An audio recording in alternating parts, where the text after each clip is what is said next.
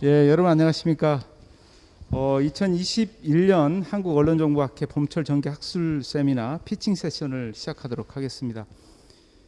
예, 오늘 피칭 세션은 5분의 발제자께서 발표를 해주시고 발표에 대해서 2분의 선생님께서 또 코멘트를 해주시겠습니다.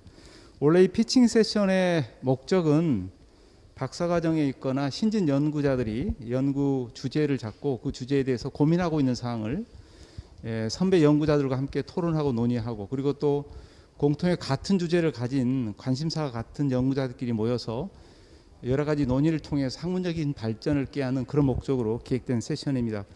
그래서 오늘 발표하는 내용들은 완전히 완성된 논문이 아니고 주로 이제 문제적 이론적 배경, 그리고 연구 문제, 그리고 이제 연구 방법까지만 발표를 해 주시겠습니다.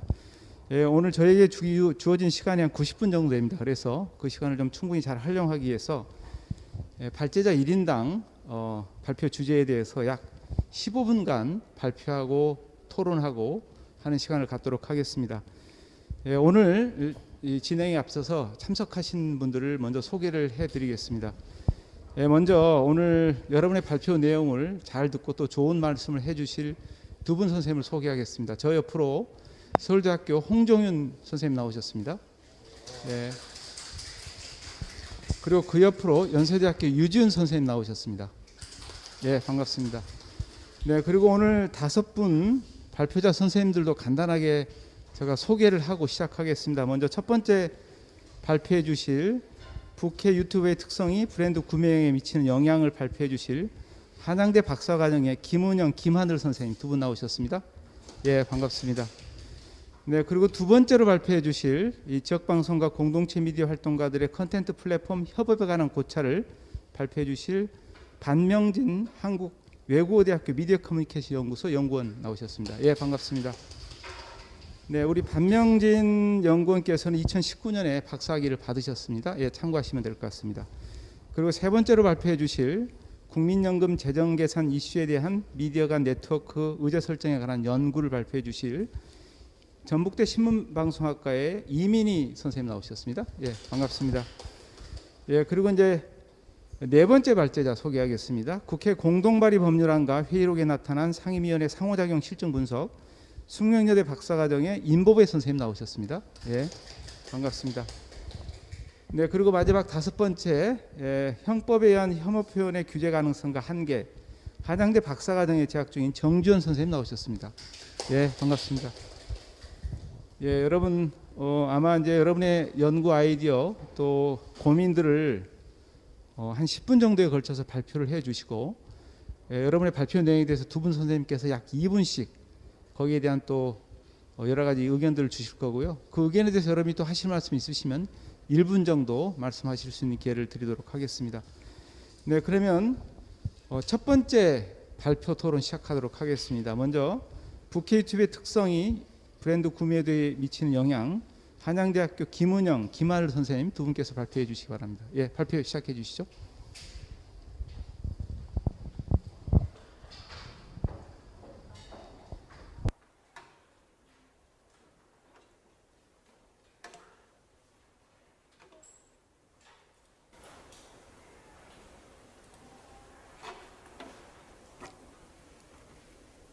안녕하십니까. 발표를 맡은 한양대학교 미디어 커뮤니케이션학과 박사과정 김은영입니다.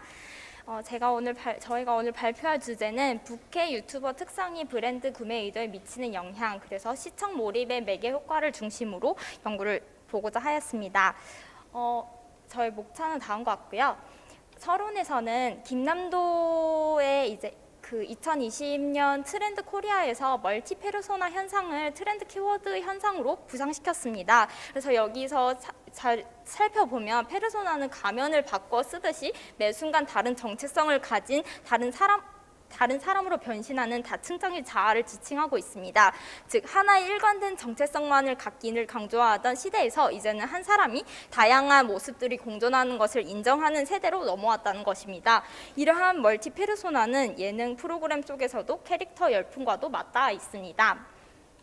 예능 속 부캐의 열풍을 살펴보면 대표적인 예시로 이제 그 김신영 씨가 이제 부캐로 갖고 있었던 둘째 이모 김다비, 그리고 유재석 씨의 부캐인 유산슬, 그리고 이제 매드크라운의 이제 부캐인 마미소은 등이 있고요. 이런 분들이 이제 부캐로도 이제 광고나 이런 광고도 많이 찍으신 사례입니다. 그리고 현재 요즘에는 이제 이러한 멀티 페르소나가 유행이다 보니 이제 광고에서도 이제 MC인 유재석과 그리고 비빔면 장인 배홍동 유씨라고 해가지고 유퀴즈에서의 그런 대담 형식으로 광고를 찍기도 하였습니다. 이러한 열풍은 이제 개그맨들 사이에서도 이제 부캐 열풍이 일어나고 있는데요. 이러한 이유는 개그 콘서트와 같은 TV 공개 프로그램이 이제 연이은 폐지로 인해서 무대를 잃게 된 개그맨들이 이제 유튜브로 넘어가 부캐 콘텐츠로 전성기를 맞이하게 되었습니다.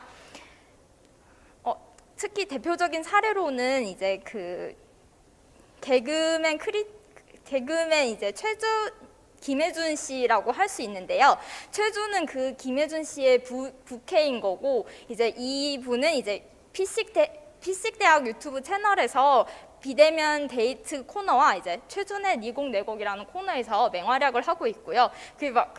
이 부캐의 관전 포인트는 이제 특유의 느끼한 말투와 과장된 다정함으로 준며든다라고 할 수 있는데요. 그래서 이분을 통해서 이제 준며든다, 중독된다라는 단어들이 신조어로 떠오르고 있습니다. 이러한 분들에게 이제 사람들은 준며들었다는 식의 또 영상들도 소비자들이 많이 올려주고 하면서 이분들이 이제 또 광고계에서도 많은 이제 섭외 요청들이 이제 쏟아지고 있습니다. 광고업계에서의 이런 부캐 유튜버들의 섭외 열풍이 이어지고 있는데요. 이런 소비자들은 체험을 중시하는 참여형 콘텐츠 광고가 늘어나고 있는 추세입니다. 그러므로 부캐 현상은 시청자들의 신선함을 추구하는 욕구와 연예인들이 재미를 선사하게 된다는 책임감, 그리고 새로운 캐릭터에 대한 갈망이 합쳐져서 시너지 효과를 내는 것으로 볼 수 있습니다. Z세대들에게 부캐는 정체성의 분리를 어색하게 느끼지 않고 오히려 이런 것을 신선하고 매력적인 소재로 다가오면서 연기하는 사람들의 모습을 스스로 속아주면서 상호작용하기도 합니다. 하여서 영상 콘텐츠의 시청자들은 이런 시청 과정에서 몰입 현상을 많이 느끼게 되는데요. 따라서 저희 연구에서는 이러한 몰입이 이제 부캐 유튜버의 특성과 제품의 구매이도 사이에서도 이제 매개 역할을 할 수 있지 않을까라는 것을 이제 유추해 볼 수 있다고 생각합니다. 여기 저희는 부캐라는 개념이 완전히 없었던 개념이 아닌 기존에 이름이 없이 존재했던 캐릭터 설명이 있었는데 이것을 보통 사람들이 부캐라고 이름을 지으면서 인식하게 되었다고 생각했습니다. 그리고 이러한 자신의 정체성을 분리시키는 멀티 페르소나가 극 속의 캐릭터와 실제 캐릭터를 이분법적으로 이제 떼서 생각하기보다는 현재는 아예 분리해서 완전히 다른 타인으로 분리해서 생각한다고 생각하게 되었습니다. 그래서 부캐에 대한 현상도 있고 이런 것들이 이제 돈과도 이어져서 광고로도 이제 진행되고 있는데 이것에 대해서 과연 어떻게 학문적인 얘기로 치환해서 얘기할 수 있을지에 대한 부분을 이제 이 연구를 통해서 풀어보고자 하였습니다. 그래서 이것이 단순히 개그적인 요소로 인터넷 밈 현상에 그치는 것인지도 궁금하기도 하고 부캐의 현상이 일상화되고 있다는 생각도 많이 들게 되었습니다. 따라서 본 연구는 부캐 유튜버들의 특성에 초점을 맞추어서 시청 몰입 및 브랜드 구매의도 간의 이제 관계가 어떻게 되는지에 대해서 규명하고 더불어서 시청 요인이 매개 효과에도 어떤 영향을 미치는지 확인하고자 하였습니다. 이론적 논의 부분에서 살펴보면 이제 부캐 유튜버의 특성 요인을 이제 어떻게 이론적 논의를 이론적 논의를 찾기 위해서 먼저 유명인의 광고 효과 측정 연구들을 이제 먼저 살펴보게 되었습니다. 여기서 멀티 페르소나는 2020년 부상한 소비자 핵심 트렌드로 개개인이 지닌 다원성에 주목하고 있습니다. 방송가에서도 일명 부캐라는 개념으로 포착하고 있고, 여기서 부캐는 원래 사용하던 캐릭터가 아닌 또 다른 캐릭터를 뜻하는 말로 이제 온라인 게임에서 먼저 이제 유래해온 용어입니다. 또한 이런 유튜브의 확산 초기에는 국내 유튜버들이 이제 주로 게임 방송이라든지 스포츠 중계, 해설 등의 컨텐츠를 많이 하였다면, 지금은 이제 쿠팡, 뷰티, 그리고 일상을 담은 브이로그, 그리고 부캐 등 다양한 장르의 확대로 이어지고 있고요. 시청자들도 이제 많이 큰 폭으로 증가하면서 이제 거대한 이제 구독자 수와 이제 높은 조회수를 이제 올리고 있는 상황입니다. 또한 개그맨들 역시 이제 이러한 다른 인격을 내세워서 방송이나 유튜브에 출연하는 사례가 늘어나면서 부캐는 유행처럼 이제 번지기 시작했습니다. 유명인 관련 연구들의 결과를 살펴볼 때 제품이나 메시지에 대한 평가에 수용자들이 정보원에 대한 신뢰 정도와 매력적으로 지각하는 정도에 따라서 수용자의 반응에 차이가 있다는 것을 확인하게 되었으며, 이런 유명인의 매력을 측정하기 위해서는 신체적, 감정적, 전문적, 마케팅적 매력을 하위 요인인 개념으로 추출하였습니다. 하지만 저희 연구에서는 이러한 요인들 중에서도 신체적 그리고 사회적 매력성에 대한 부분을 이제 살펴보고자 하였습니다. 따라서 본 연구는 광고 및 마케팅에 효과적인 영향을 미칠 수 있는 요인으로서 부캐 유튜버 속성인 신뢰성, 진정성, 신체적 매력성, 사회적 매력성이 브랜드의 구매 의도에 어떠한 영향을 미치는지 살펴보고자 다음과 같은 연구가설을 설정하였습니다. 연구가설 1은 부캐 유튜버의 특성 중 신뢰성이 브랜드의 구매 의도에 긍정적인 영향을 미칠 것이다. 그리고 연구가설 2는 부캐 유튜버의 특성 중 진정성은 브랜드의 구매 의도에 긍정적인 영향을 미칠 것이다. 그리고 연구가설 3은 부캐 유튜버의 특성 중 신체적 매력성이 브랜드 구매 의도에 긍정적인 영향을 미칠 것이다. 그리고 마지막 연구가설 4는 이제 부캐 유튜버의 특성 중 사회적 매력성은 이제 브랜드의 구매 의도에 부정적인 영향을 미칠 것이다라고 설정하였습니다. 또한 몰입 역시 이제 사람들이 어떤 활동에 완전히 몰입했을 때 총체적인 느낌을 의미합니다. 이는 이제 특정 미디어와 상호작용을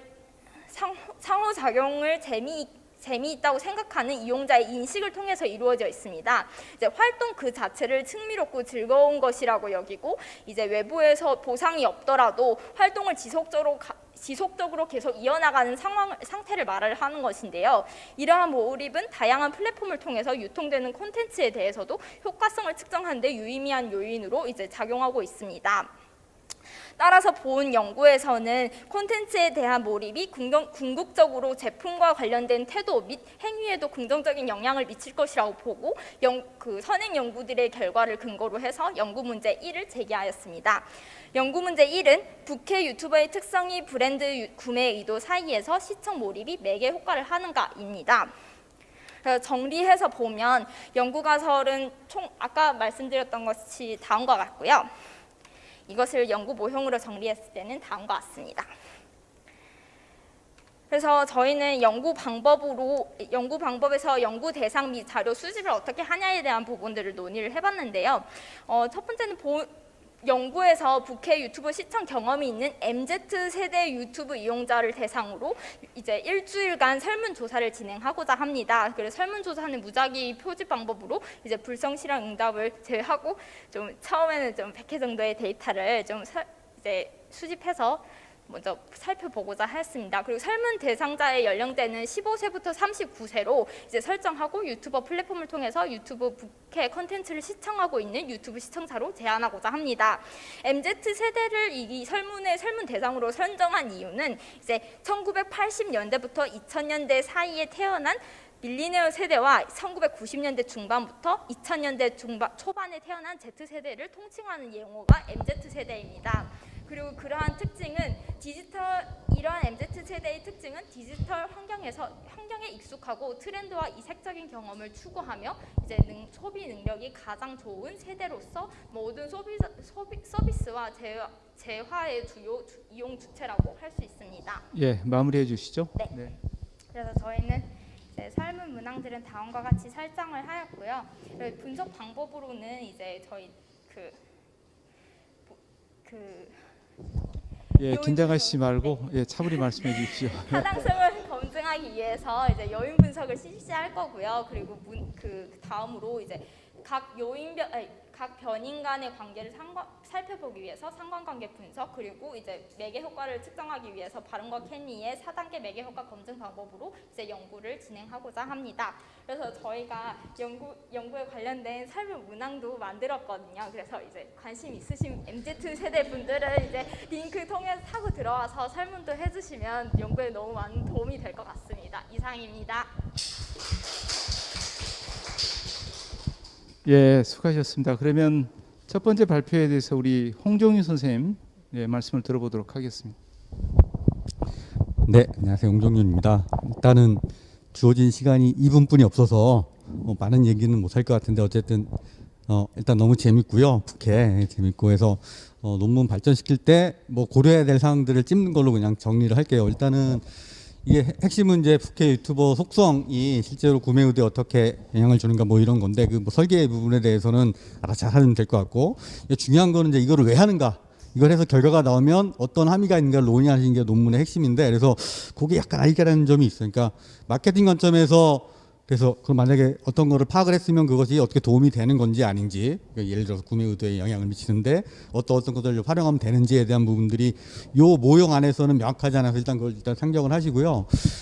일단 그 해결할 것, 북해하고 인플루언서가 차이가 있는 건지, 그러니까 이런 부분들이 아직 명확하지 않은 것 같아요. 그러니까 다루는 게 북해잖아요. 그러니까 일반적인 그 북해의 그 캐릭터하고 예를 들어서 그냥 먹방 인플루언서 그 캐릭터하고는 그럼 어떻게 구분이 되는 건지, 이런 속성들 앞에 논의는 조금 하는 것 같은데 이게 되지 않는 게 있고, 그 다음에 이제 더 중요한 건 이건 것 같아요. 본캐랑 북캐랑 그러면 뭐가 다른지에 대한 부분들, 이런 궁금증이 일단 생기는 거거든요. 왜냐하면 북캐라는 걸 잡았기 때문에 뭐 이런 부분은 어떻게 좀 차이가 난다든가 이런 부분이 오히려 더 좋은 그 이 비교권이 될 것 같은데, 이런 부분을 한번 좀 했으면 좋겠다라는 거고, 마지막으로 이제 설명을 하다가 이제 완벽하게는 안 될 것 같은데 왜 MZ인가에 대한 부분인 거죠. 그러니까 MZ와 MZ가 아닌 사람들의 차이를 보려고 하는 건지, 특별하게 이 세대가 북해나 이런 것들과 뭔가 상호작용하는 것들이 있는 건지, 뭐 이런 부분들을 잡으면 굉장히 재미있는 논문이 될 것 같아요. 예, 일단 너무 재미있게 잘 들었습니다. 북해라고 하는 현상, 그 최근에 있어서 대중문화 영역에서도 아주 많이 볼 수 있는 현상이라서요. 시익성 굉장히 좋은 어떤 주제라고 생각을 하는데, 짧게 그냥 제가 들으면서 들었던 의문점 하나는, 사실은 북해라고 하는 현상을 설명함에 있어서 굉장히 중요한 키워드 중에 하나가 놀이문화인 거잖아요. 근데 이제 중간에 어떤 매개 효과로 몰입을 잡으셨는데, 사실은 몰입이 아니라 놀이가 아닌가라는 의문점이 좀 들었습니다. 같은 영장 송산에서 변인으로 신뢰성이나 진정성을 잡으셨는데, 이 북해라고 하는 걸 사람들의 일종의 놀이문화, 그러니까 유재석이라고 하는 본캐는 굉장히 많은 북해들을 갖고 있고 그 북해들을 돌려가면서 사용하는 일종의 놀이문화인 건데, 왜 굳이 신뢰성과 진정성이 약간 상충되는 측면이 있지 않은가라는 측면의 의문이 들어서 거기에 대해서 한번 생각해 보시면 좋을 것 같습니다. 예, 발표 고생하셨고요. 방금 이제 두 분 선생님께서 의견을 주셨는데 유준 선생님께서 질문도 하나 있었습니다. 그분에 대해서 혹시 하시고 싶은 말씀 있으면 간단하게 1분 이내로 정리해서 말씀해 주시기 바랍니다.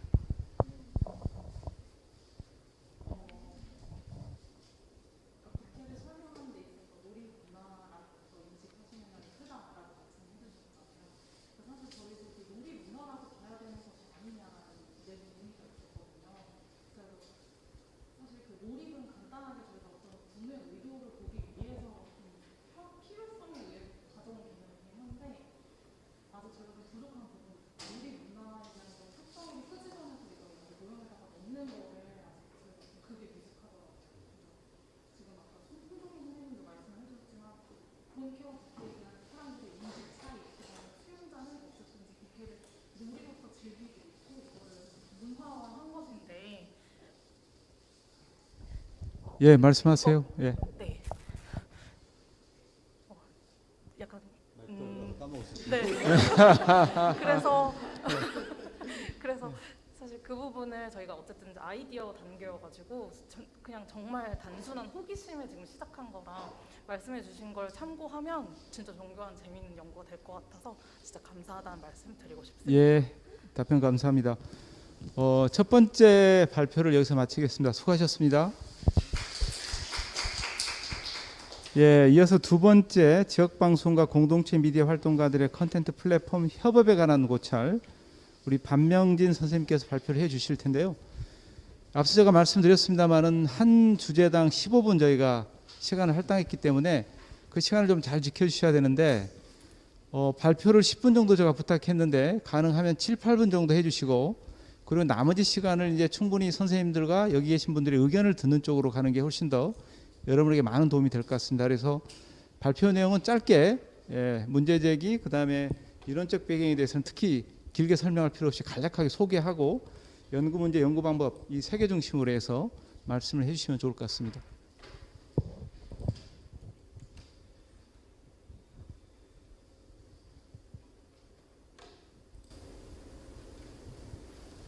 네, 오늘 그 신진 연구자 피칭 세션에 참여한 반명진입니다. 예, 저는 진짜 피칭 세션 준비로 해왔다가 오늘 그 발제문을 보고서는 굉장히 부끄러워졌습니다. 다른 분들의 이렇게 그 에너지 넘치게 다들 이렇게 페이퍼 써오셔서 저는 이제 오늘 그 좋은 코멘트를 받는 걸로 그 제 목적을 삼았고요. 일단 그 제가 이제 공동체 미디어와 관련해서 계속 연구를 진행 중인데 최근에 이제 주목할 사례들이 있어서 이것을 이제 그 뭐 연구를 한번 담아야 되겠다 생각해서 이제 주제로 선정을 했고요. 지역 방송과 공동체 미디어 활동가들의 컨텐츠 플랫폼 협업에 대한 고찰이라고 해서 이제 TBS에서 지역 공동체 미디어 활동을 하시는 분들이 참여해가지고 이제 그 지역 방송에서 이제 한 꼭지를 이제 마련한 것이 있습니다. 이제 그 사례에서 이제 한 2년 정도 시간이 흘렀고요. 이분들이 그 참여한 경험들이 어떤 결과를 낳았을까, 또는 이제 뭐 이 과정에서의 컨텐츠들은 어떤 함의가 있는가 이런 것들이 굉장히 궁금했어서 계속 이 현장에 활동하고 있는 분들하고 이제 그 가끔씩 이제 연락하면서 이제 그 좀 이제 커뮤니케이션을 좀 하고 있고요. 뭐 연구 배경은 뭐 이렇게 공동체 미디어가 여러 가지 그 가능성들이 있다고 이제 주목을 하고 있는데 유네스코에서도 뭐 좋은 얘기들 많이 하고 있는데 구체적인 층위에서 보면은 많은 지적들이 있어요. 이게 이대로 진짜 작동하고 있느냐, 아니면 뭐 여전히 그 지원이 부족해서 뭐 제대로 활동 못 하고 있다 이런 현장의 소리들도 있고. 그래서 이제 한국의 맥락에 맞는 것들은 어떻게 되는지 확인하려고 하는 것들이 이제 저희 그 주요한 목적이고, 제일 중요한 건 뭐냐면 제일 큰 현장에서의 그 문제점이 뭐냐면 그 공동체 라디오 같은 경우는 주파수의 한계 때문에 제대로 이제 그 성출도 못한다. 또 정책적으로 이제 지원이 한계가 있다. 외국 같은 경우에는 그 제3섹터에서 지원도 많이 하는데 이런 것들이 있어서 문제가 있다 해서 법안 발의까지 시도를 했는데 이게 이제 폐기가 됐습니다. 이제 근데 이렇게 열악한 환경 속에서도 이제 그 계속 이제 현장 활동가들이 이제 활동을 하고 있어요. 네, 저는 그게 이제 가장 궁금한 점이고요. 사실은 그럼에도 불구하고 포기하지 않고 이제 가치를 이제 찾는 것들이 해서 공동체 라디오 외에도 이제 현장에서 이제 마을 공동체 미디어라는 활동을 하고 있는 이들이 있는데 이제 이 활동가 분들이 참여한 게 이제 TBS 우리 동네 라디오 이제 모델이고요. 그래서 이제 중요한 것은 뭐냐면 기존의 퍼블릭 액세스라든가 시민 참여 모델이 아니라 지역에서 공동체 미디어 활동을 하면서 뭐 지역 활동도 하고 하는 이들과 TBS라는 새로운 지역 방송이 이 콘텐츠 내에서 이 플랫폼 내에서 단순히 콘텐츠만 실어 나르는 것이 아니라 제작에 참여하는 경험을 통해서 이제 새로운 변화를 한번 모색해 보는 그런 것들이 지금 시도하고 있는 과정입니다. 그래서 그것들이 이제 어떤 함의가 있는지 저는 이제 찾아보고 싶고, 그것이 지역 방송이 가진 어떤 지역성이라든가 다양성의 한계를 극복할 수 있을지, 또는 아까 얘기했던 공동체 미디어 활동에 있어서 현장의 어떤 그 그러니까 송출 주파수 문제라든가 이런 한계점들을 지역 방송과의 콜라보를 통해서 일정 부분 그 확장성을 또 기할 수 있는지, 이것이 제가 이제 관찰해 보고 싶은 거고요.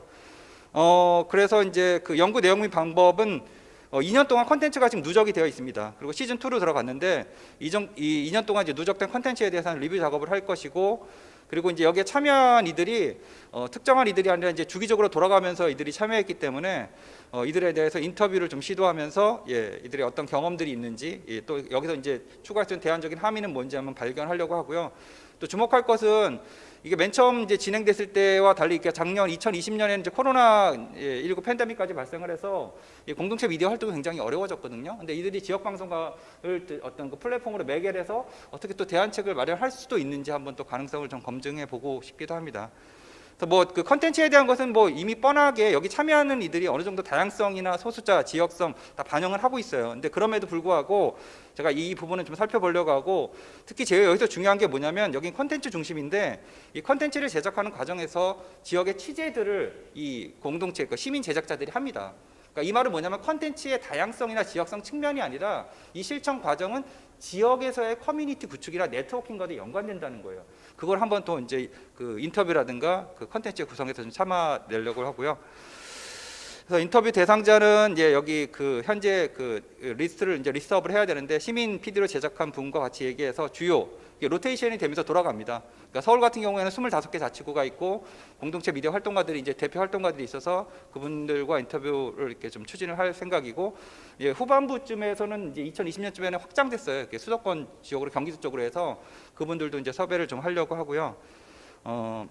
네, 그래서 저는 5분이라 생각을 하고서는 예, 최대한 간략하게 준비를 하고, 예, 이런 이제 공동체 미디어 관련해서 항상 많이 그 듣는 코멘트 중에 하나가 이론적 논의에 대한 얘기들을 많이 하는데, 이게 현장에 대해서 새로운 사례들이어서 저는 어떻게 보면 이것을 뭐 이렇게 만들어가는 작업이라고 좀 생각을 하고, 이전에 뭐 대한 미디어라든가 시민 미디어라든가 풀뿌리 미디어 굉장히 많아요. 뭐 둘레지에 대한 리존 모델도 있고 한데, 저는 약간 번외일지 모르겠지만은 여긴 담아냈지 않았지만 제가 박사학위 논문에서 그 심홍동이라는 그 학자가 있는데 그의 개체화 과정에 대한 모델을 합니다. 이제 그 기술 철학자로 주로 알려졌지만은 심홍동의 이제 박사학위 논문의 후반부에는 집단적 개체화라든가 주체화에 대한 논의들이 나와요. 이제 후반에 그런 작업들이 실은 이후에 푸코라든가 들레즈가 영향을 받았는데, 저는 이 공동체 미디어 실천 과정이 또 하나의 커뮤니티성을 구성하는 개체화 과정이나 이 과정에서 드러나는 주체성이 드러날 수 있을까 해서 이론적 논의는 지금 담아내지 않았는데 그쪽에서 한번 더 천착해서 좀 풀어내 보고 싶습니다. 이상입니다.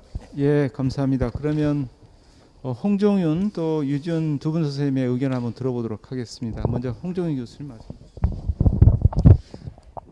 네, 아주 재밌는 주제 잘 봤고요. 이거 굉장히 뭐랄까 시도 적절하고, 그 이제 아까도 봤지만 이제 공동체 라디오들 이제 계속 확장하려는 계획들을 이미 발표하고 하고 있기 때문에 그리고 사실은 좀 정책적으로 많은 걸 얻을 수 있을 것 같아요. 우리가 이건 이제 공동체고 또 확장하면 이제 지역 방송이라는 문제가 지금 화두로 계속 있는데, 한 번도 제대로 그 현황이나 현실에 대해서 저희가 고민해 보지 않고 정책들이 나오고 있거든요. 그냥 생존 뭐 이런 거예요. 그러니까 지역 공동체도 마찬가지로 얘들이 어떻게 살 거냐 뭐 이게 중요한 게 아니라 실제로 무엇을 만들고 그게 공동체에 어떤 영향을 주는가에 대한 것들이 지금 블랙박스거든요.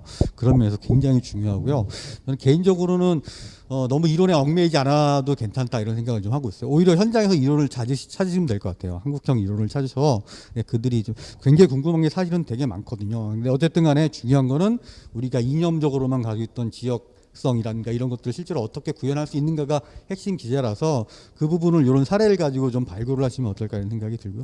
이게 사실은 굉장히 이게 지금 협업 방식이라 궁금한 게 많은데, 예를 들어서 진짜 통으로 그 시간을 넘겨가지고 그 미디어 분들이 다 PD부터 해가지고 다 하는 것인지, 아니면 사전에 협의를 좀 하는 것인지. 왜냐하면 이게 나중에 문제가 되거나 이러면 책임 소재 뭐 이런 문제도 있잖아요. 그래서 기존에 계신 분들하고 이 미디어 운동 하시는 분들 어떻게 결합해서 컨텐츠를 만드는지 되게 중요한 것 같고요. 이걸 이제 확장하면 아까도 했지만 지역 방송 지금 이제 뭐 거의 생존 문제라고 해서 또 새로운 지원책 많이 만들고 있는데, 이거를 좀 대체할 수 있는 모형들이 좀 나오면 되게 좋을 것 같아요. 이전에 그냥 단순 지원 말고 사실상 진짜 지역에 도움이 되는 것들을 좀 확장해서 하면 굉장히 중요한 의미들이 좀 발굴이 될 것 같아서 한번 고려해 보시면 어떨까. 예, 일단 저도 재미있게 잘 들었고요. 듣다 보니까 그냥 박명진 선생님께서 굉장히 좀 오랜 기간 동안에 가지고 계셨던 문제의식을 조금 더 발전시켜 나가시는 단계인 것 같아요. 그래서 사실은 이 영역 자체가 굉장히 많이 하는 사람들도 없고 굉장히 의의가 높은 분야라고 생각을 합니다.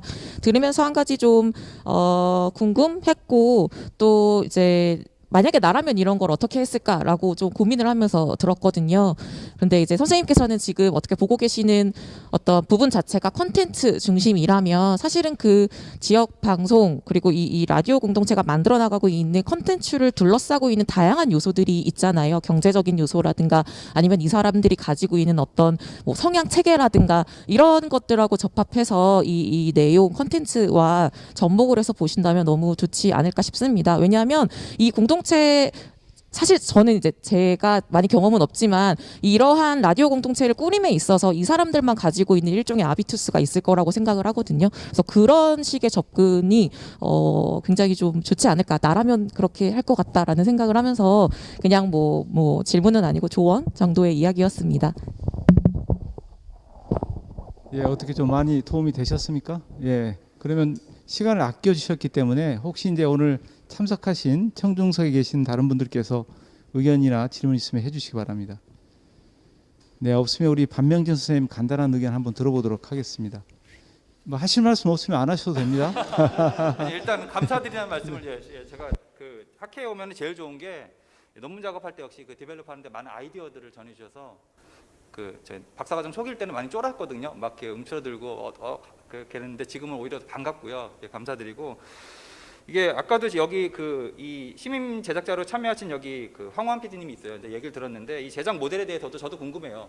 이 공동체 미디어가 지역 방송에 갔을 때는 거기 나름의 또 이제 룰이 있고 그래서 컨텐츠만 얻는 건지 아니면 기획만 하는 건지 이제 본인도 여러 가지 모델들이 실험을 좀 하고 있고 거기서 이제 가능성 있는 이를테면 뭐 지역 방송의 나름 그 컨텐츠 포맷 같은 거를 제시할 수 있으면 저도 좀 긍정적이라 생각을 하고 그리고 예, 유지영 교수님 말씀하신 것처럼 실은 콘텐츠 중심만은 아닙니다. 이 콘텐츠 제작 과정이 특수해요. 특수하기 때문에 이 제작 과정이 지역에서 활동도 들어가고 아까 아비투스라고 말씀하셨지만 나름의 이들의 어떤 맥락적인 지역의 어떤 삶의 배경이라든가 이런 것들이 묻어난 콘텐츠들이 나오기 때문에 이를테면 한 사례를 보면은 뭐 캣맘 같은 경우에도 동물권이라든가 이런 것들이 가진 이제 그 자기만의 이제 뭐랄까 그 가치관 이런 것들이 모여서 이 컨텐츠로 나옵니다. 그래서 캣맘 간에 또 네트워킹도 형성이 되기도 하고 이 컨텐츠를 듣고 다른 공동체 미디어 활동가가 또 거기서 연결이 되기도 하는 그런 사례들도 있어서 이게 저는 흥미로운 지점들이에요.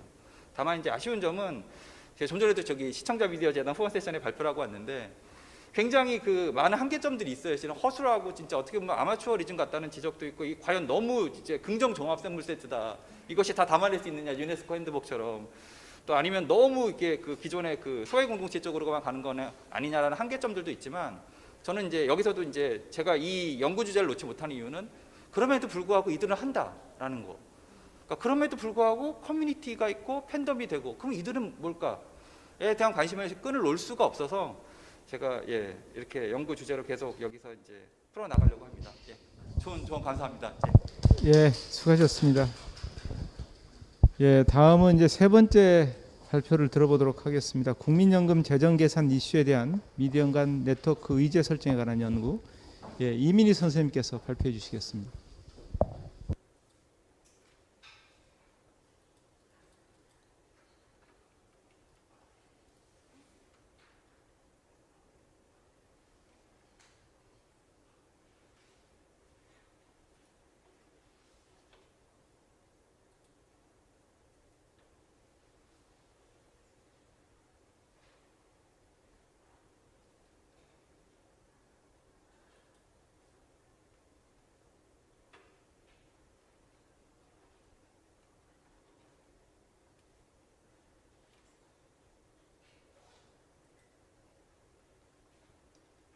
안녕하십니까. 저는 전북대학교 신문방송학과 박사과정 이민희라고 합니다. 제가 발표할 주제는 국민연금 재정 계산 이슈에 대한 미디어 간 네트워크 의제 설정 연구인데요. 왜 주제가 국민연금일까라고 일단 생각하실 것 같아서 국민연금에 대해서 간단한 소개를 먼저 드리겠습니다. 여러 교수님들은 아니실 수도 있지만 대부분의 국민들이 국민연금에 의무 가입돼 있습니다. 그래서 국민연금은 개인적 관점에서는 우리 노후의 소득을 보장하는 사회보험 제도입니다. 그리고 사실 용돈연금이나 이런 얘기 많이 들어보셨을 텐데요. 국민연금 제도가 아직 시행된 지 34년밖에 되지 않아서 지금 가입 기간이 올라갈수록 이제 받는 연금액도 많아지고 있습니다. 그래서 개인적 관점에서 보면 이렇게 노후소득 보장 제도다라고 볼 수 있고요. 사회적 관점에서는 우리나라는 OECD 국가 중 노인 빈곤율이 1위입니다. 그리고 더 고령화가 심해지고 있고요. 그리고 점점 혹자는 개인적으로 준비하고 싶다라고 하기도 하지만 현실적으로는 굉장히 어려운 상황입니다. 그래서 이런 개인적인 관점과 사회적인 관점에서 국민연금 제도가 노후소득에 가지는 의미는 좀 큰데요. 그래서 이런 국민연금 제도는 장기적으로 지속 가능해야 되기 때문에 사회 경제적 상황을 반영해서 재정 추계를 5년에 한 번 진행을 하고 있습니다. 그래서 이런 재정 추계 결과에 따라 뉴스에서 많이 보셨을 거예요. 기금 소진 연도가 2057년으로 예상돼 있다. 이런 얘기들을 하는 재정 계산을 진행하고 이 재정 계산을 통해서 더 오래 더 많은 국민들이 국민연금을 받을 수 있도록 그 제도 개선을 하려고 노력은 합니다. 근데 제도 개선이 2007년도 이후 한 번도 진행된 적이 없어요. 제안은 많이 나오고 있는데, 그래서 이 제도 개선이 왜 중요하냐, 제도 개선에서 필요한 것이 무엇이냐라고 했을 때는 사회적 논의가 굉장히 중요합니다. 그래서 해외 사례를 봤을 때 최근에 칠레나 프랑스 같은 경우 이제 사회적 합의를 제대로 하지 못한 경우 대규모 시위가 일어나기도 하고 사회적 갈등들이 발생하기도 하는데요. 그래서 영국이나 스웨덴 이런 국가에서는 매우 장기적으로 이제 제도 개선 논의를 진행을 하고, 우리나라도 2018년 제4차 재정 계산 때 전국 토론회와 온라인 의견 수렴 등을 진행하였습니다. 이러한 사회적 합의 상황에서 이제 언론은 어떤 역할을 해야 될까라고 한번 생각을 해보았는데요. 우리나라는 아까도 말씀드렸지만 제도 시행 시기가 짧아서 지금 800조 정도의 기금을 가지고 있어요. 그래서 다른 선진국들에 비해서 기금 적립금 상황이 굉장히 이제 좋은 상황이고, 꼭 적립금이 없어도 사실 다른 나라들은 연금을 많이 지급을 하고 있거든요. 그래서 근데 이런 시기 때마다 이제 언론에서는 원금도 못 받는다, 이제 30년째 계속 같은 얘기를 반복하고 있습니다. 그러면 언론은 어떤 얘기를 해야 될 것인가라는 얘기를 넘겨보겠습니다. 그래서 언론 보도는 어떠해야 될까라고 생각을 해보았습니다. 그래서 경제 저널리즘 관점에서 생각을 해보았는데요. 경제 저널리즘 관점에서 보면 언론이 되게 좋은 역할을 할 수 있을 것 같아요. 공론장의 기능도 하고, 정부가 하는 정책에 대해서 정부가 하는 정책이 옳다 이런 얘기가 아니라 시민들이 다 같이 얘기해 볼 수 있는 장을 마련해 줄 수 있지 않을까라는 기대를 할 수 있을 것 같습니다. 하지만 이제 선행 연구 결과들을 보면 대중들의 공포감을 자극할 수 있는 저희 국민연금 제도에도 있는 피상적이고 주관적인 보도 행태들이 있고, 그리고 함의들을 살펴봤을 때 저는 이 말에 되게 공감이 많이 됐거든요. 경제학적 지식, 기금 소진 숫자, 내가 낸 만큼 못 받는다 이런 얘기에 개인의 문제로만 생각하지 말고 우리 모두가 사는 사회의 문제로 좀 확장시켜서 토론을 해봐야 하는 문제제기 역할을 언론이 할 수 있지 않을까라고 생각을 했습니다. 그래서 이런 언론 보도를 분석을 제 연구에서 진행을 해보고 싶어서 언론 보도 분석과 이제 저는 블로그와 트위터, 소셜 미디어 분석을 같이 진행할 텐데요. 그래서 유형을 어떻게 나눌지 이제 선행 연구에서 프레임을 이제 4가지 차원과 15개의 프레임으로 나눈 선행 연구를 이제 가져왔고요. 제가 하고 싶었던 그 연구 과정과 굉장히 유사한 선행 연구가 있더라고요. 그래서 도움이 많이 됐는데, 이제 미세면시 이슈에 대해서 이제 언론과 블로그에 있는 게시글이 어떻게 상관관계가 있는가에 대해서 분석된 연구를 이제 참고해서 연구 과제를 설정하였습니다. 그래서 제가 사실 텍스톰을 이제 막 가입해서 공부를 하고 있는 상황인데, 그래서 한번 검색을 해봤어요. 사실 이거는 이론적으로 맞지 않는 내용일 수도 있는데, 2013년도에 이제 국민연금 키워드로 검색을 했을 때, 이 당시 박근혜 정부에서 기초연금이 도입됐는데 이 이슈가 국민연금 가입자 손해라는 이슈로 연결이 돼요. 그래서 여기 잘 안 보이긴 하는데 여기 가입자 탈퇴, 급증 뭐 이런 이슈로 연결이 됩니다. 그래서 사실 실제 이때 이미 가입자 탈퇴나 급증 같은 통계를 아직 확인은 해보지 못했는데, 만약에 이때 가입자를 이미 가입을 했던 주부분들이나 의무 가입이 아니었던 분들이 탈퇴를 했다면 이분들이 노후에 받는 연금액이 줄어들었을 수도 있거든요. 그래서 이런 이슈를 문제 제기만 하는 게 아니라 여기에 언론이 더 책임 있는 이제 보도를 해야 되지 않을까라는 생각이 들었습니다. 그리고 4차 재정 계산 이슈에는 조금 2013년과 다른데요. 이때는 정부가 굉장히 적극적으로 종합운영 계획을 발표하고 전국 토론회를 진행하면서 이제 기금 소진 이슈도 많이 있었지만 노후소득 보장 강화나 이제 지급 보장 명문화 이슈 등이 있었다고 이제 살펴보았습니다. 그리고 이러한 과정을 통해서 저는 연구 문제를 3가지로 설정했는데요. 재정 계산 시기별 언론 보도 뉴스 프레임이 어떠한지, 그리고 블로그와 트위터에서 나타나는 프레임이 어떠한지, 그리고 이 미디어 간 상관관계가 있는지를 살펴보고자 합니다. 그리고 혹시 왜 국민연금인가 생각하셨을 수도 있는데 제가 사실 여기서 4년 정도 지금 국민연금 홍보를 담당을 하고 있어요. 그래서 제가 궁극적으로 이 연구를 통해서 하고 싶은 건 34년 된 이 국민연금 제도, 그러니까 제도가 사실 단점도 많고 고쳐야 될 부분도 많은데 국민의 노후소득 보장을 해야 되는 건 당연히 분명한 사실이잖아요. 그래서 제도와 정책, 소비자 간의 틈을 만드는 언론만의 잘못이 아니라 어떤 이슈의 프레임이 있다면 이걸 찾아서 지금도 제도 개선이 아직 논의 중이거든요. 계속. 그래서 5차 재정 계산 2023년에는 조금 한 가지라도 다른 방향을 제안할 수 있으면 좋지 않을까 하는 것과 이 5차 재정 계산이 끝나면 똑같은 유사한 연구를 해서 네트워크 간에 어떤 차이가 있을지 한번 살펴보고 싶습니다.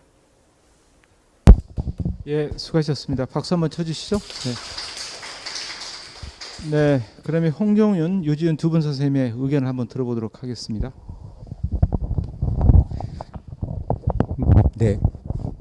제일 관심이 크게 같고요. 제가 20년간 국민연금 넣었거든요. 나도 더 넣어야 되는데 소진된다는 말이 하도 들어가지고 이게 아무튼 읽고 나서 소진 안 되는 걸로 좀 안심을 했고요. 그 지금 뭐 논문의 구성이나 체계에 대해서는 별로 이렇게 큰 뭐 없고 제일 중요한 거는 게 그래서 마지막에 발표하신 부분 있잖아요. 본인이 하려고 하는 의도에 이 연구가 어떻게 결합될지를 찾는 것이 제일 중요할 것 같아요. 일단 프레임들을 다 찾아낼 수 있고 그게 비교가 되잖아요. 근데 비교된 다음에 그 다음에 이제 뭐해서 어떻게 되는 거죠. 그래서 예를 들어서 뭐 훨씬 더 부각해야 되는 프레임들은 저 밑에서 뭐 이렇게 잘 드러나지 않는다든가 그러면 이제 이거를 어떻게든 부상시켜서 제대로 된 논의로 이끌어갈 것인가를 찾는 것인가 아니면 언론들이 얼마나 이 문제가 있는 애들인지 문제가 있는 언론들을 찾아낼 것인가 어쨌든 간에 뭔가 연구의 방향성은 좀 있어야 될 것 같습니다. 결과는 어떻게든 나오겠지만 뭐 대충 이제 상도 좀 그려지는 것 같아요. 이미 문제가 있는 그런 프레임들은 다 잡아낸 것 같으니까 이제 어쨌든 간에 그것들이 본인의 최종적인 결론을 어떻게 중간 다리를 가는 부분을 잘 구조화내는가 이것이 가장 좀 핵심적인 것이 아닌가 그것만 잘하시면 될 것 같습니다. 예, 저도 발표 잘 들었습니다. 일단 기본적으로 사실 뭐 국민연금 제도 너무 많은 사람들의 그 관심이 많은 부분이잖아요. 근데 이제 그런 부분에 대해서 일단 실질성도 너무 좋고 무엇보다 너무 좋았던 건 이 연구 결과를 통해서 본인이 지금 이쪽 일도 하고 계시고 실생활에서 도움이 될 수 있는 그러니까 실제 정책이나 우리의 어떤 사회에서 도움이 될 수 있는 부분들이 많아서 좋았던 것 같습니다. 연구 플로어에 대해서는 뭐 딱히 드릴 말씀이 없을 정도로 굉장히 좀 촘촘하고 굉장히 합당하다라는 생각이 많이 들었고요. 그냥 덧붙일 말 한 가지라면 이 국민연금 제도 재정 계산 어떤 이 흐름에 대해서 짚어주실 때 조금 더 넓은 맥락에서 어떤 이 한국 경제의 흐름이라든지 아니면 이제 뭐 어떤 이 사람들의 인식의 어떤 흐름이라든지 조금 더 넓은 맥락에서의 논의가 덧붙여진다면 이 마지막 분석 부분에 있어서 더 함의가 좋은 어떤 해석들이 나올 수 있지 않을까라는 생각을 하면서 들었습니다. 수고 많이 하셨습니다.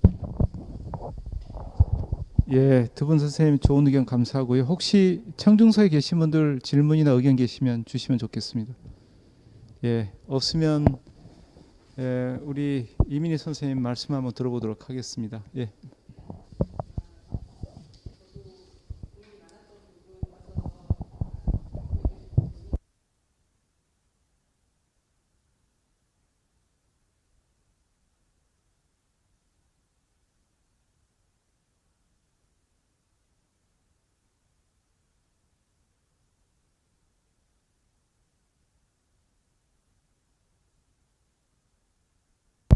예, 감사합니다. 수고하셨습니다. 예, 다음 네 번째 우리 발표 한번 들어보도록 하겠습니다. 국회 공동발의 법률안과 회의록에 나타난 상임위원회 상호작용 실증 분석 숙명여대 임보배 선생님께서 발표해 주시겠습니다.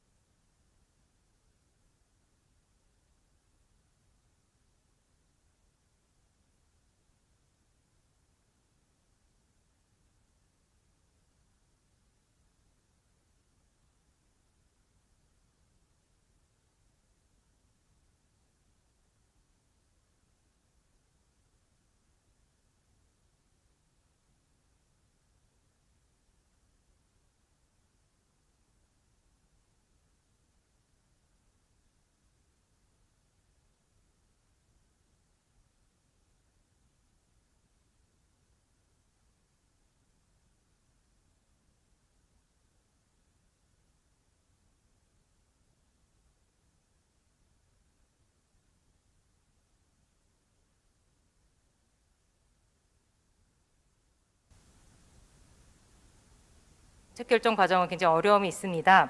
행정부와 입법부, 청와대, 사업자, 시민단체, 학계 등 다양한 행위자들이 참여하게 되는데요. 특히 이제 입법부는 예산의 심의나 국정조사권 등의 다양한 이제 영향력을 행사하고 있음에도 입법부에만 집중한 연구가 굉장히 부족한 상황입니다. 또 이제 입법부에서 뭐 이제 법안을 발의하고 또 상임위원회에서 심사를 거친 이 과정들은 이제 국회의원 간의 상호작용의 결과라고 할 수 있겠습니다. 그래서 저는 이제 이 부분에 착안을 하여서 방송법 개정안의 입법 발의부터 상임위원회 심사 과정까지 국회의원 간의 상호작용이 어떻게 일어나고 있는지, 얼마나 갈등적인지, 얼마나 협력적인지에 대해서 네트워크 분석을 통해서 이 상호작용을 심층 분석해 보려고 합니다. 방송법 개정에 대한 논의를 간단히 살펴보면 2000년 통합방송법 이후에 그 개정이 뭐 되게 소소하게 있었지만 정책의 이념과 체계가 큰 변화는 없이 미디어 환경이 이렇게 바뀌었는데도 그대로 이어지고 있습니다. 방송법 개정의 논의가 더딘 것은 방송의 사회문화적 특성과 함께 또 정치와 결합된 공영방송 지배구조에 대한 논의가 매듭짓지 못하기 때문이라고 지적받고 있습니다. 방송법 개정에 대한 법률은 성격의 차이에 따라서 입법부에서의 상호작용 결과가 차이가 있는데요. 정파 주도성 법안의 유형과 또 이해관계 주도성 유형, 그다음에 전문성 주도성 유형이 있는데 이 정파 주도성의 법안들이 많을수록 그 회기는 더 갈등이 많을 것이라고 생각합니다. 그래서 이제 법안의 내용을 살펴보는 것이 중요한 과제 중에 하나라고 볼 수 있겠습니다. 국회 상임위원회 구성과 활동에 대해서 간단히 살펴보겠는데요. 대한민국 국회는 6대 국회부터 상임위원회를 중심으로 이루어지고 있습니다. 그래서 상임위원회에서 가결된 법안은 이제 그 본회의에서 대부분 가결되기 때문에 입법권이 실제로 상임위원회에 있다고 볼 수 있습니다. 이 상임위원회 조직과 의정 활동에 대해서는 크게 세 가지 이론이 있는데 정보확산 이론, 또 이익분배 이론, 정당 이론이 있습니다. 설명을 좀 생략하고 우리나라에서 대부분의 이 정책, 이 입법부에서의 상호작용은 정당 이론이 좀 대부분을 차지한다라고 연구에서 보고하고 있습니다. 특히 방송법의 경우는 각 정당이 자신들의 영향력을 좀 강화하는 방향으로 개정을 하고 싶어 했기 때문에 과방위의 논의는 대부분이 굉장히 갈등적이고 또 정파성이 심합니다. 또 소수의 연구에서 타협과 협력의 의지가 또 존재한다고도 보고하고 있습니다.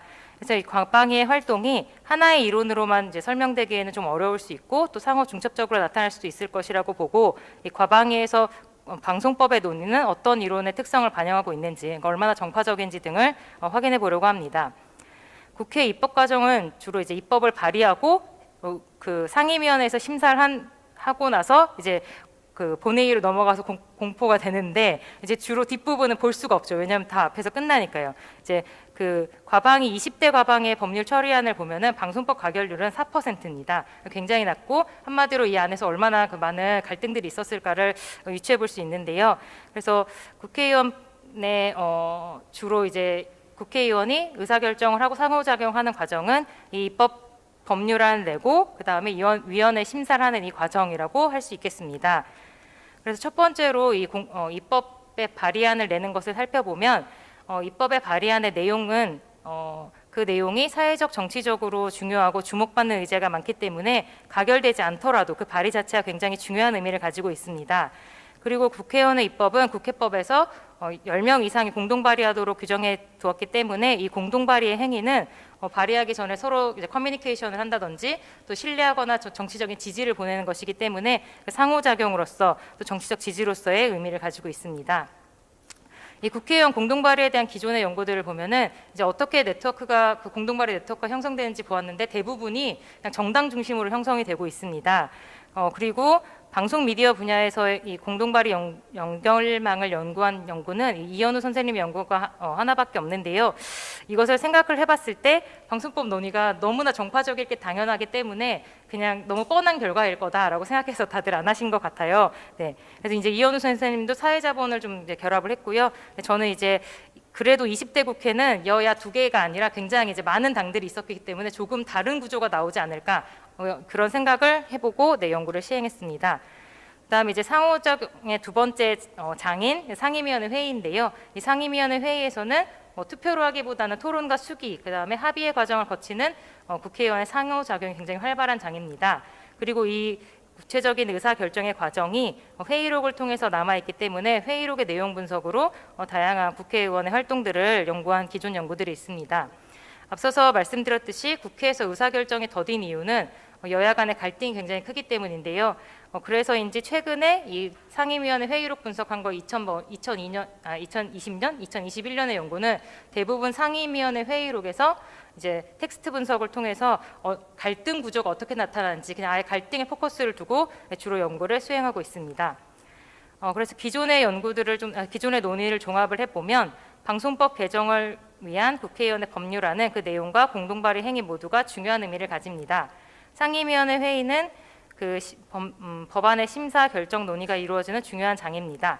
그리고 방송법 개정의 과정인 입법부터 논의까지의 과정은 국회의원의 상호작용의 결과입니다. 이 전체 과정에 이 상호작용을 분석하고 또 이 전체 과정을 실증 분석한 연구가 부재하여서 저는 이것에 대해서 네트워크 분석을 실시하려고 합니다. 연구 문제는 다음과 같습니다. 첫 번째로는 개정안의 내용을 살펴보고 공동발의 구조 그리고 어떤 특성을 가지는지를 보고요. 그다음에 심의 회의에서 나타난 갈등 구조를 보고 마지막은 두 개를 합쳐서 하나의 네트워크로 설명해 보고자 합니다. 네, 연구 방법은 일단은 20대 국회에서 제안된 방송법 법률안이고요. 개정의 내용은 의안정보 시스템에 등록된 방송법 개정안 중에서 제안 이후에 내용들을 좀 빈도 분석을 해보려고 합니다. 공동 발의는 의원 입법 발의안인 91개의 제안자별 목록을 취합하여서 법률안과 의원의 매트릭스를 형성한 다음에 의원 바이 의원으로 고치고 전체 구조를 분석하고 중심성을 네트워크 분석할 예정입니다. 그리고 회의록은 과방위 전체 회의와 소위원회 회의에서 방송법의 개정안이 상정된 날의 회의록을 보는데 일단 1차적으로는 그 고인한 선생님이 하셨던 방식과 같이 이전 발화자의 다음 발화자가 얘기할 때 이게 갈등인지 아니면 동조적 발언인지를 의원 바이 의원의 매트릭스로 확인을 한 이후에 네트워크 분석을 수행하려고 합니다.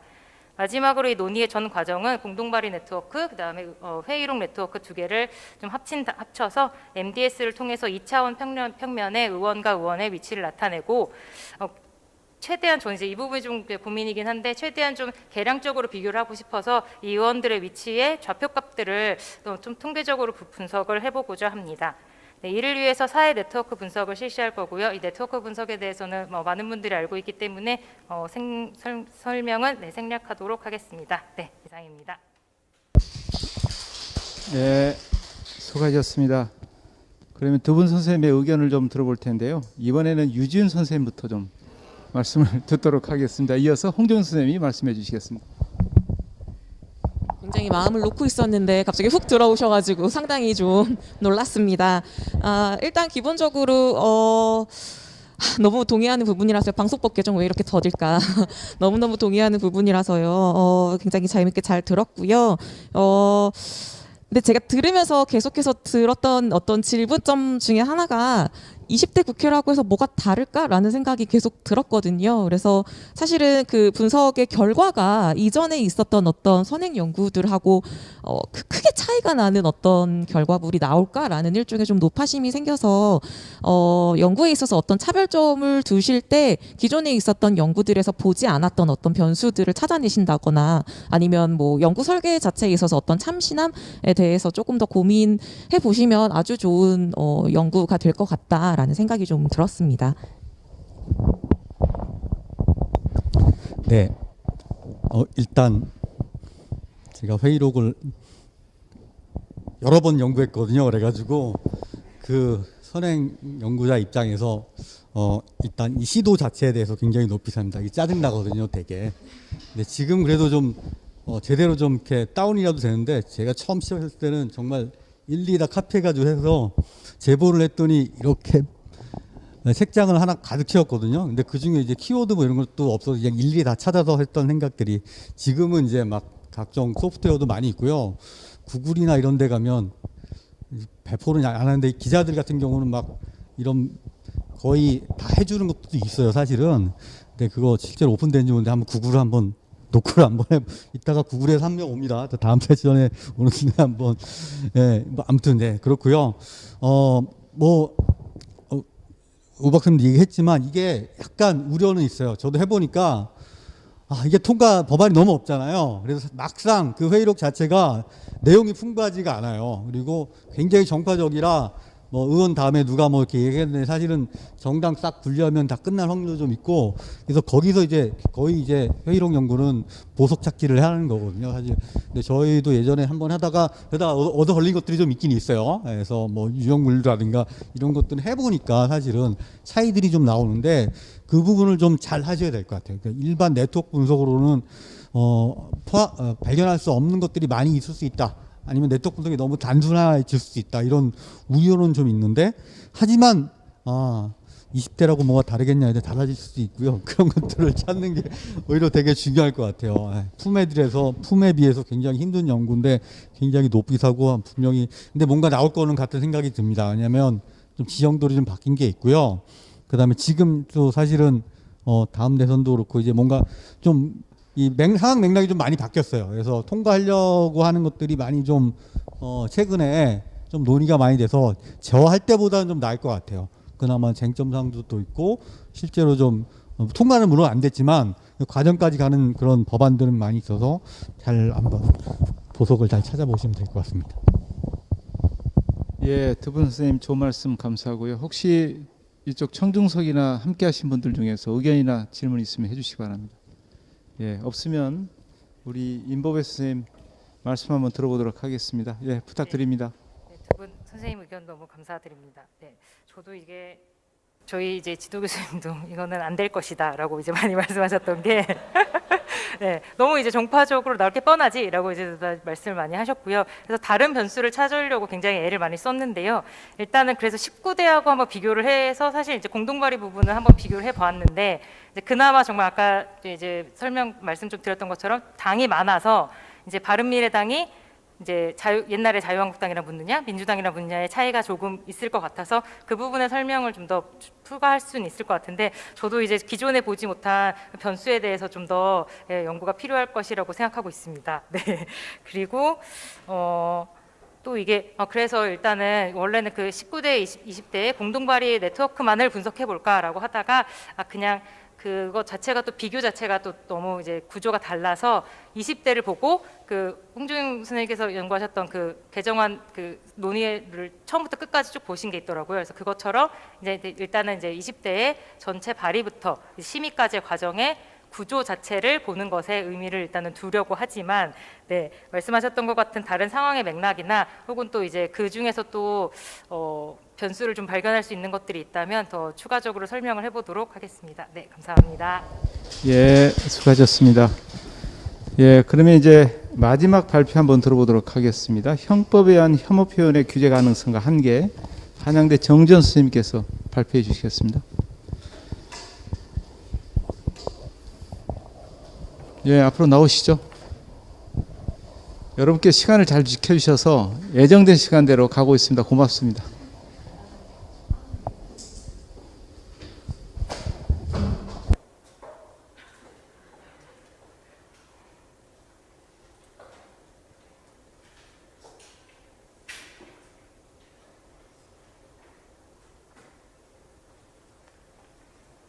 기존에 깔아놨던 파일이 좀 깨져서 다시 로딩하겠습니다.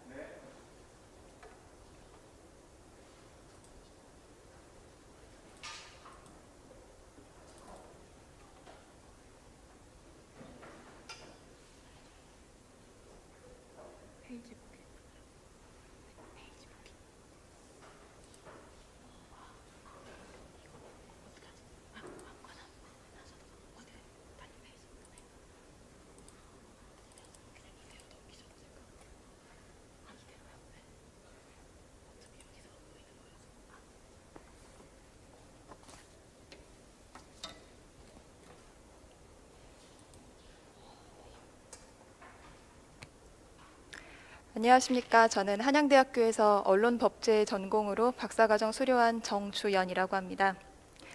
오늘 제가 계획하고 있는 주제는 혐오 표현인데요. 요즘 이제 개인과 집단 간의 사이에서 서로가 서로를 혐오하고 비난하는 이러한 것들이 마치 하나의 문화처럼 형성이 되어가고 있는데 이게 이제는 단순히 문화라고 생각하기엔 너무 심각한 사회가 된 것 같습니다. 그리고 이 배경에는 언론과 미디어의 책임과 영향이 저는 좀 크다고 생각을 하는데요. 제가 이 연구를 시작하게 된 계기도 그 1960년대에 나왔던 그 대중가요 중에서 대머리 총각이라는 가요가 있습니다. 혹시 모르시는 분들을 위해서 8시 통근길에 대머리 총각 오늘도 만나려나 기다려지네 하는 네,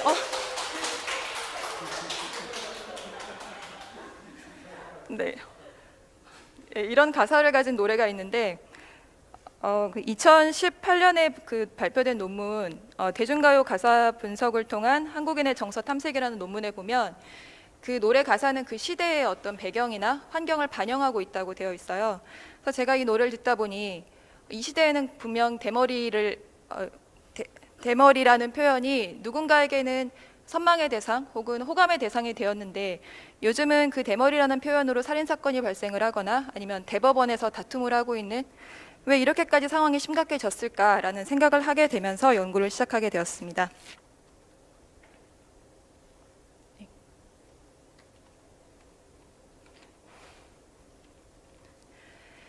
네, 혐오 표현이란 개념이 조금씩 다르긴 해요. 어딘가에서 발표를 했느냐에 따라서 조금씩 다르긴 한데 통상 성별이나 장애, 종교, 그리고 성적 지향, 출신 지역 등을 이유로 어떤 개인이나 집단에게 모욕과 비하, 멸시, 그리고 차별, 폭력을 직접 선동함으로 인해서 그 차별 행위를 정당화하는 효과를 갖는 표현으로 이해할 수 있겠습니다. 동시에 인간의 존엄성을 파괴하고요. 이 혐오 표현은 개인의 인권을 침해하거나 그리고 민주주의를 왜곡시키고 이 불합리한 차별을 강화하고 구조화하는 과정을 통해서 이 지역사회를 분열시키는 결과까지 낳고 있는데요. 이렇게 이제 이 시대에는 이 혐오 표현이 지역사회를 분열시키는 정도에까지 심각한 상황에 이르렀는데 앞서 말씀드린 것처럼 단순히 문화 혹은 누군가에 대한 감정을 표현하는 표현의 자유의 범주에 넣을 수 있을까에 대한 의문이 있습니다.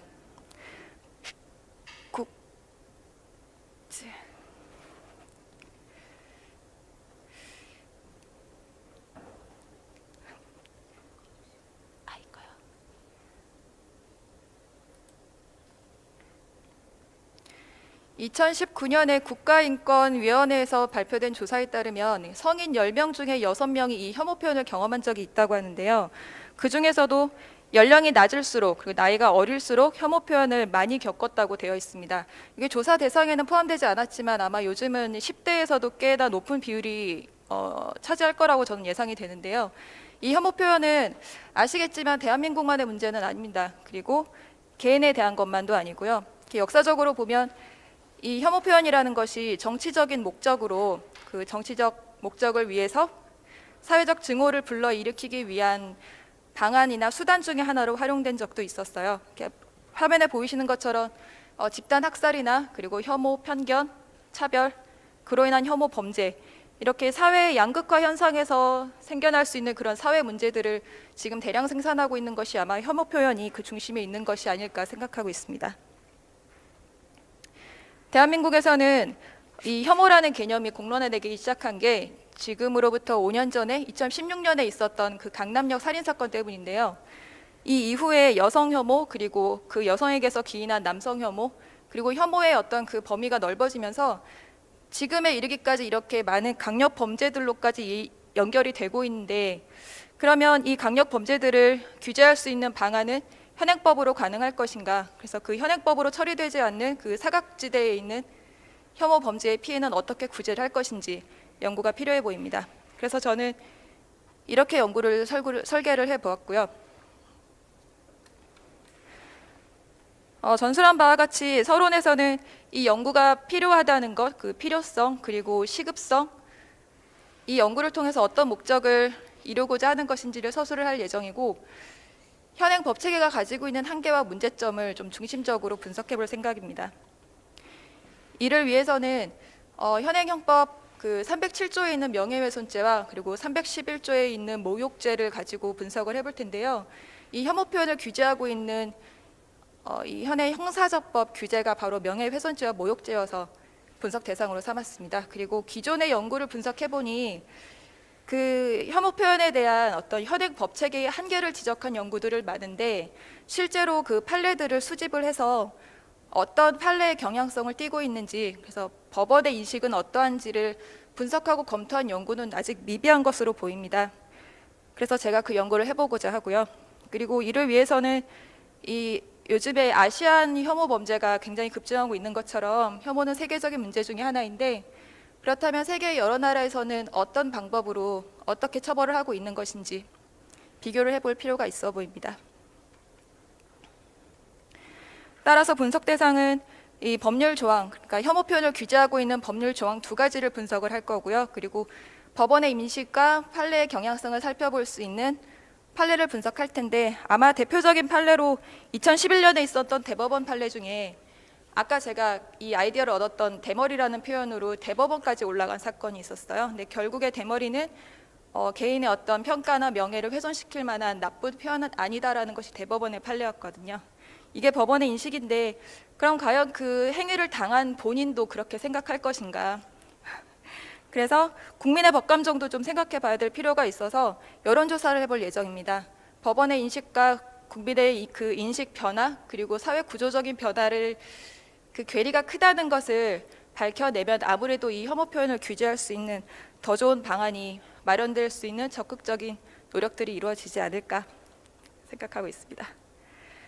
아시겠지만 대한민국은 온라인상에서의 그런 범죄가 심각한 편인데요. 보시는 바와 같이 발생률에 비해서 검거율이 낮은 이유는 말씀드린 것처럼 법 체계가 가지고 있는 미비함 때문이에요.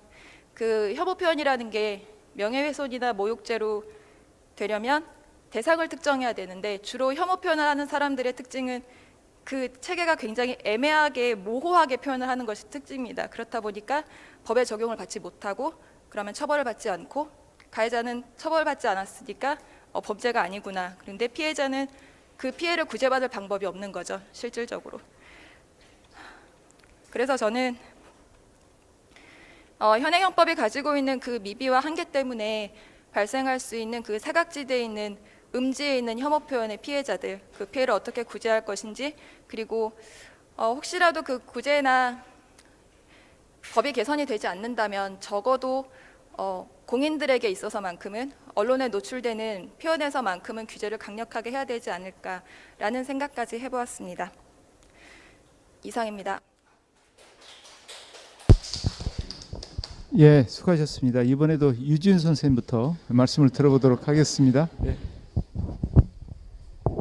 예, 선생님 발표 잘 들었습니다.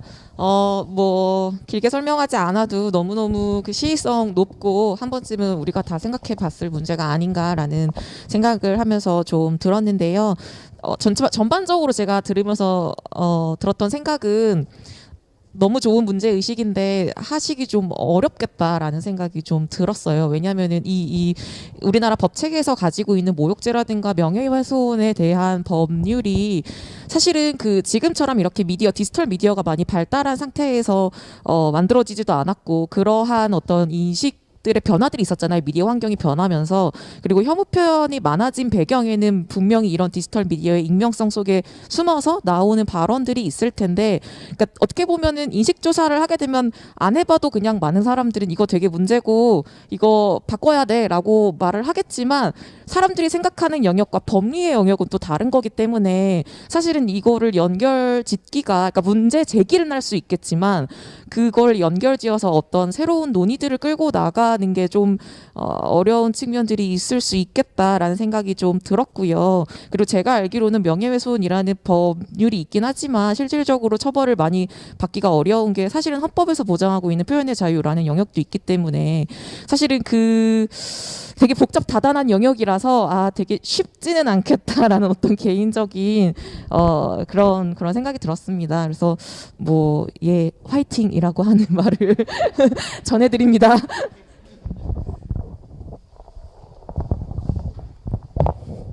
네, 일단 화이팅 하시고요. 근데 굉장히 중요한 주제라서 사실은 잘 해야 된다 이런 생각이 좀 듭니다. 지금 어쨌든 우리나라 지금의 가장 큰 문제는 지금 이게 혐오 표현을 규제하는 게 아니잖아요. 이게 정확하면 명예훼손과 모욕에 대한 그것도 개인에 하는 개인적 법익 침해에 대해서 하는 법이고요. 혐오 표현은 규제 안 하거든요, 사실은. 왜냐하면 다른 나라처럼 이제 차별금지법 이런 게 제정이 안 돼서 그런데 사실은 근데 우리도 차별금지법에 대한 논의가 이루어지고 입법안이 나오고 있어서 뭐 판례 분석을 통해서도 분명히 이제 끌어낼 수 있을 것들이 많이 있겠지만 이 차별금지법 동향과의 결부 비교 이거 필요할 것 같아요. 그래야 오히려 더 판례화에서 더 많은 것들을 좀 끌어낼 수 있을 것 같아요. 그거 하나 하시고요. 두 번째는 이 통신심의 방송통신심의위원회에 나오는 통신심의 굉장히 많이 있거든요. 사실 그것도 좀 보셔야 된다. 그래야 사실은 판례를 볼 때 여러 가지 다방면을 좀 고려할 수 있는 부분이 좀 있어서